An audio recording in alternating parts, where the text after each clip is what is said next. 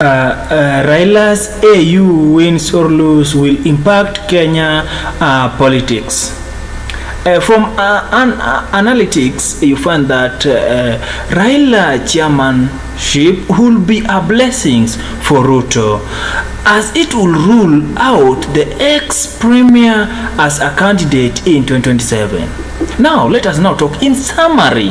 Okay, Raila has failed to become Kenya's president 5 times, but now he stands a chance to walk head held high if he wins the coveted African Union Commission chairperson seat in a little more than a week.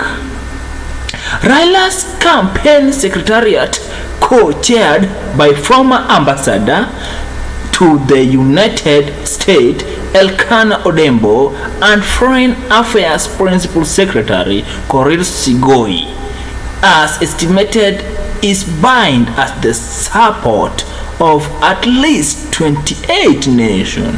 Stay tuned. Let's go deeply into our video for today.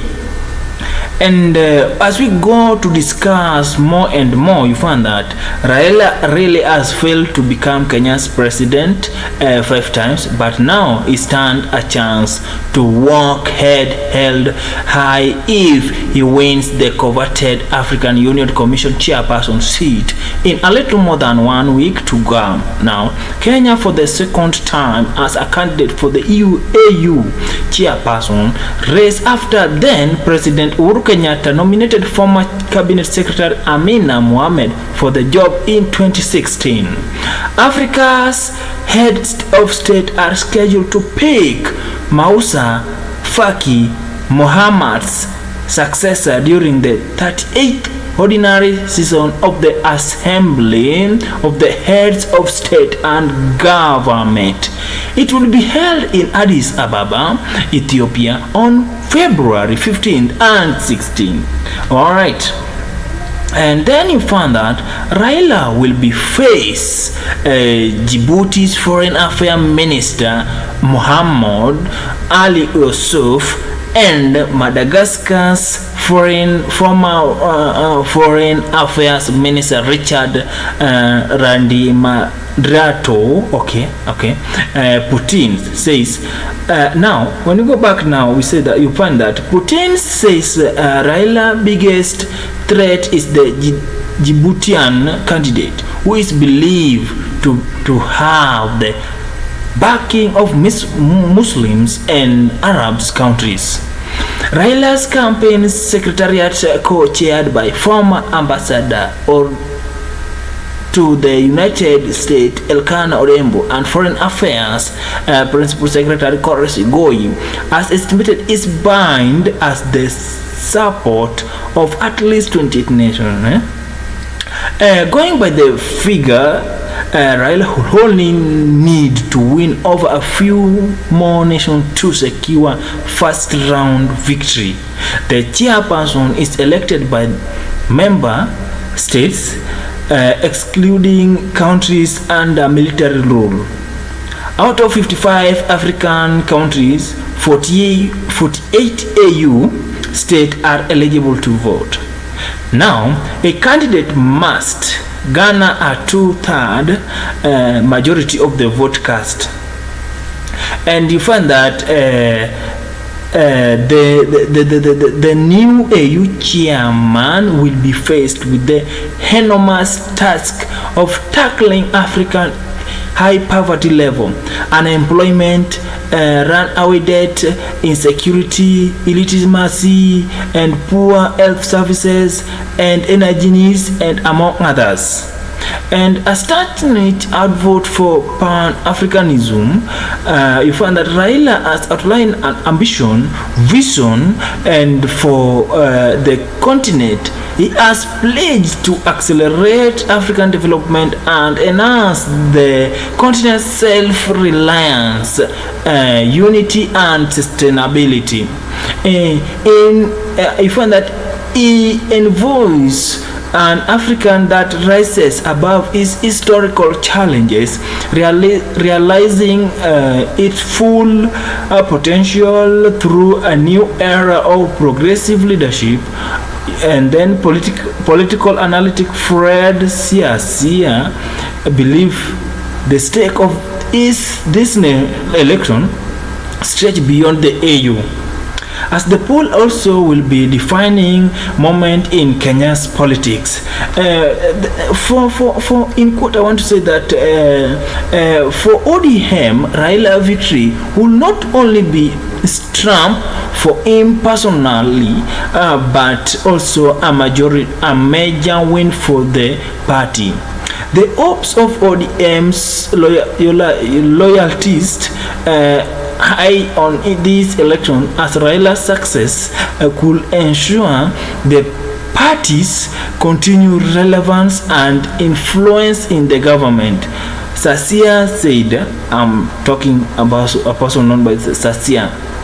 And then when you go deep into the analyst also said that President William Ruto and his alliance are acutely aware that Raila's ascent to the AU chairmanship could consolidate his support in Luo Nyanza and Western Kenya in the 2027 general election. Now we find that these regions have long been Raila's stronghold, and a win for him could enable Ruto to inherit that critical voter base. The citizen also said that thing in terms of political analysis, and Ruto has pulled out all stops and mobilized his administration to campaign for Raila continent-wide. Ruto is thought to have a personal reason to vouch for Raila, his partner in the broad-based government. Raila chairmanship will be a blessing for him, as it will rule out the former prime minister as a candidate in the presidential election. ODM has maintained, however, that it will field its own candidates for all elective positions, including president. Whether he wins or not, Raila has asked his Nyanza political bedrock to remain united. Are we together? He said he is well aware that his journey to the AUC will either be successful or unsuccessful, but he has promised to remain active in Kenya's affairs. ODM Secretary General and Senator Edwin Sifuna expressed confidence Raila will win. And we are sure he is going to win the seat, even as we strategies as the party, we have that in mind. That's where you find that Sifuna actually told the Star. And then you find Uriri MP Mark Nyamita is also confident of a Raila victory and say that ODM will not be wicked by Raila's absence. We are praying our leaders bind for AUC chair is successful during next week's election.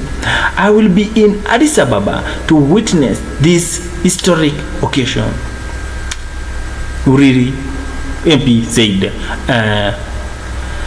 Now we find that political commentator Daniel Orongo said a win for Raila will means he has completed his exit from active politics in Kenya, transitioning to full responsibility at the AU secretariat.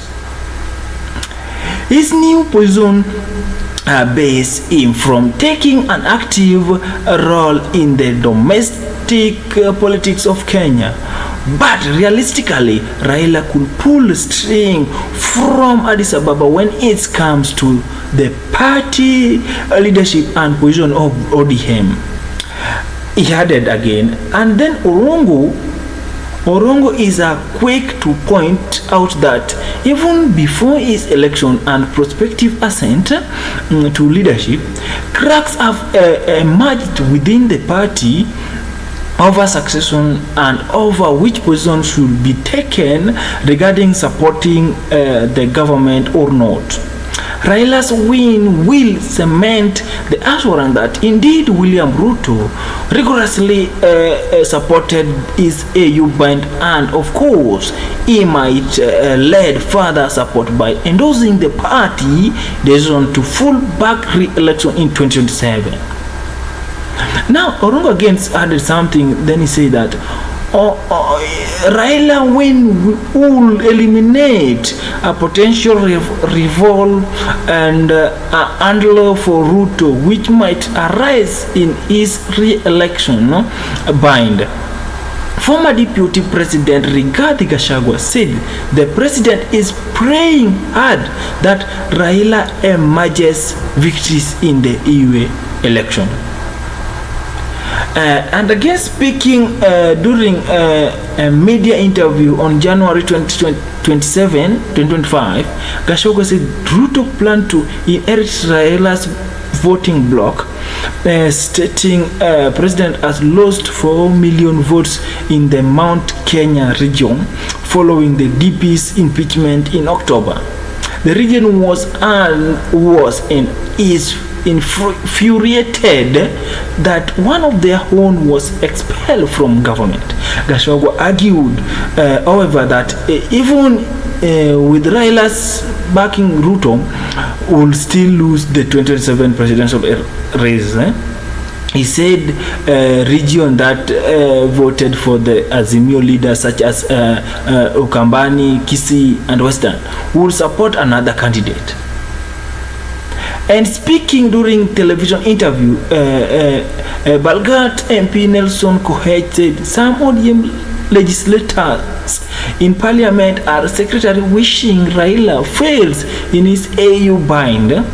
He said these MPs have been hanging on the veteran opposition leaders' qualities and his success at the AU spells doom for them. And you find that, and as CIC said, Ruto may need to rely on Raila's stronghold to make for up some votes. As you, as individual, you know very well that on 15th and 16th will be now election for voting for AU chairperson, and we have right now comment section, and today is the 10th of February. I want you to come back again from after vote in AU for this video, then we check we were saying the truth or wrong, because me probably if I look this how the things are moving, actually this mzee will won, and you will come and surprise me with some comments, and before that I'll just say that thank you so much.